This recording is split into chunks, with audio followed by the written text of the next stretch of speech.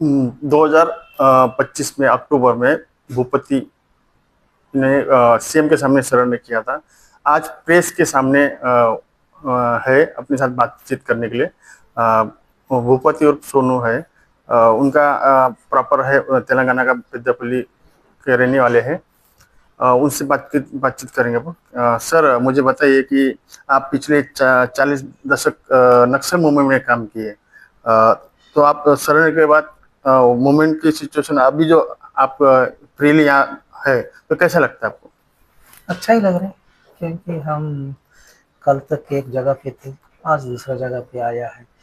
यहाँ अलग प्रकार के लोगों को देखने के लिए मिल रहा है, अलग प्रकार के एनवायरनमेंट में हम देखने को मिल रहा है, इसलिए अच्छा ही लग रहा इस मूवमेंट में आप इतने साल काम किए, वो मूवमेंट में ऐसे कुछ घटना है कि जो आप याद कर सके कि है। बहुत सारे घटनाएं हैं याद करने के लिए, क्योंकि आप जैसा बोला है 4 दशकों का मेरा क्रांतिकारी प्रस्थान था। उस लंबे समय में तो कई सारी घटनाएं हैं, एक दो घटना क्यों, बहुत सारी घटनाएं हैं। जिस तरह से केंद्र सरकार ने अल्टीमेटम दिया है कि इस 26 मार्च तक पूरा नक्सल मूवमेंट खत्म हो जाएगा देश से, कहीं ना कहीं गढ़चिरौली जिले में खत्म होते आ रहा है। आपके साथ 60 के करीब नक्सली सरेंडर किए। तो ये अल्टीमेटम जो दिया गया तब तक एक पूरा नक्सलवाद खत्म होगा, ऐसा लगता है आपको? क्योंकि जो कुछ हो रहा है ये तो आपके सामने ही है, किस दिशा में आगे बढ़ रहा है आपके सामने है। इसलिए अब तक तो हमारा जो आर्म्ड कैडर 95% 98% हम आज नहीं है, कुछ लोग बचे हुए हैं। आज उन लोगों के लिए भी कुछ ऑपरेशन चल रहा है, इसलिए जो सरकार से विनती किए गए हैं, होम मिनिस्टर से विनती किए गए हैं, हम भी बार बार विनती किए हैं, इसलिए ये रास्ता अपनाने से अच्छा रहेगा। जिस तरह से आपने सरेंडर किया आने अक्टूबर में 2025 में सीएम के सामने, तो अब सीएम के साथ या उनके अधिकारियों के साथ या ने तो जिले के पुलिस अधिकारियों के साथ कोई चर्चा हुई थी कि सरेंडर के पहले? सरेंडर के पहले उन लोगों से क्यों चर्चा करता हूँ मैं, उन लोगों से किसी से चर्चा हुआ नहीं। उन लोगों को मैं, ये लोग भी परेशान हो गए, ये सही बात है क्या गलत है क्या, हम जो कुछ देख रहे हैं ये वास्तव है क्या। क्योंकि मैं स्टेटमेंट रिलीज करने के बाद ये इन लोगों में बहुत खूब चर्चाएं चले हैं। ये स्टेटमेंट एक नया तरीका से दिख रहा है, एक फोटो उस पे लगा हुआ है और ईमेल दिया गया है, और अलग अलग प्रकार से वो लोग उन लोगों का इसमें चले गए थे। उन लोग को ही परेशान, तो मैं चर्चा करने की सवाल ही नहीं होता। आप जब सरेंडर करने के सोचे थे, तो आप आपके मूवमेंट में कोई नोकझोंक हुई किसी से क्या संदर्भ में? और कुछ लोगों को लाने की कोशिश भी थी शायद। 60 आए थे मगर उससे ज्यादा भी लाने की कोशिश थी आपकी। तो नोकझोंक हुई क्या आपके संगठन के लोगों से?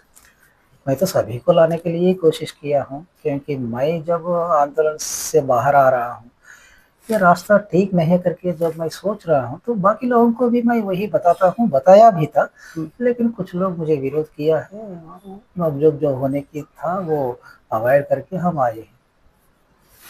जिस तरह देव जी है, हिड़मा है, तो देव जी के साथ भी आपके नोकझोंक हुई, पता लगा है इसके पहले जो सरेंडर के संदर्भ में।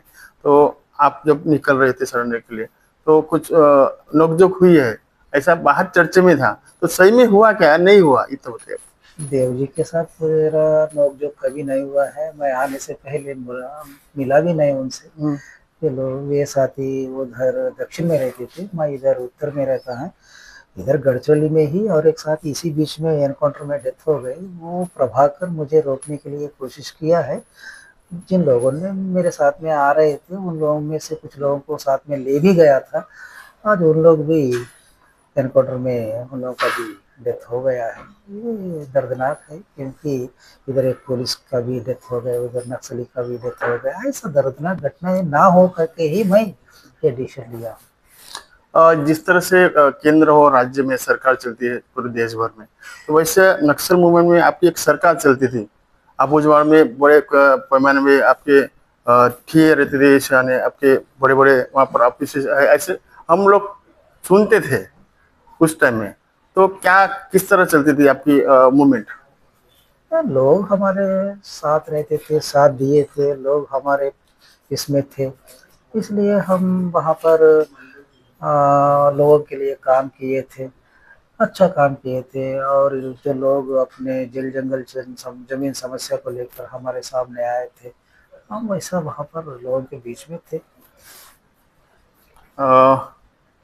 जिस तरह गोंदिया में भी शरण की है, गोंदिया में कुछ लोगों ने, 11 लोगों ने, इस उन्होंने भी अधिकारों से एक कंसल्ट करके किए। आप डायरेक्ट आने, हमको हम भी तो अचंभित हुए कि आप जैसा नेता नक्सल छोड़ के आ रहा है, तो वो तो पूरा नक्सल की रीढ़ की हड्डी टूट गई है। तो अभी की सिचुएशन क्या है नक्सल मूवमेंट में, अभी की सिचुएशन आने के बाद? अभी की सिचुएशन तो आप जानते हैं, क्योंकि अभी महाराष्ट्र पूरा नक्सल मुक्त हो गया, मध्य प्रदेश पूरा नक्सल मुक्त हो गया, छत्तीसगढ़ में बहुत कम लोग बचा है।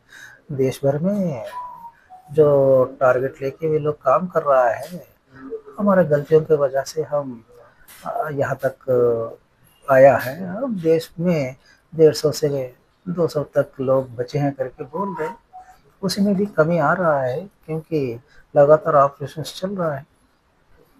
जिस तरह 40 दशकों पहले जल जंगल जमीन की हम लोग लड़ रहे थे, आप उनके साथ दे रहे थे। अभी जो गढ़चिरौली जो नया दिख रहा है जिले में, गढ़चिरौली में डेवलपमेंट दिख रहा है, तो आप कैसे देखते हैं इस चीज को? अच्छी बात है, डेवलपमेंट होना ही चाहिए।